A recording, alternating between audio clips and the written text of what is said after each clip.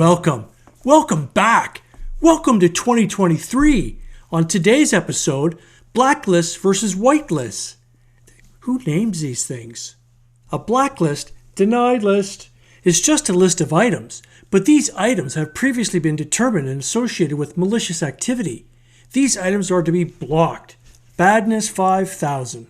They could pretty much be anything. Host names, IP addresses, TCP, UDP port numbers, ICMP types, applications, usernames, URLs, file names, file extensions. Okay. We get the point already.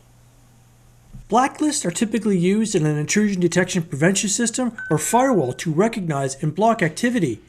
Basically, they're used wherever you control access. Blacklists are typically assigned a higher priority on alerts or the policies used to deny the traffic.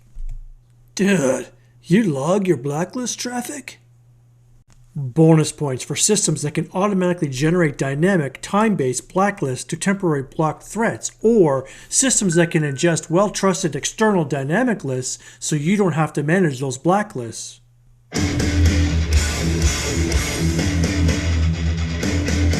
In contrast, a whitelist, an allow list, is a list of items that are known to be benign or trusted. These items are to be allowed. Again, they can pretty much be anything. Whitelist disclaimer. Everybody wants on the whitelist. You'll want to exercise caution in implementing both types of lists, but arguably you'll want to be very specific with whitelists.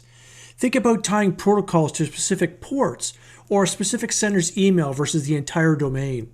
Being as specific as possible helps reduce the threat from systems that are thought to be trusted. Thanks for watching. I hope it helped. Consider a like or subscribe. That way we can make it better and move it forward.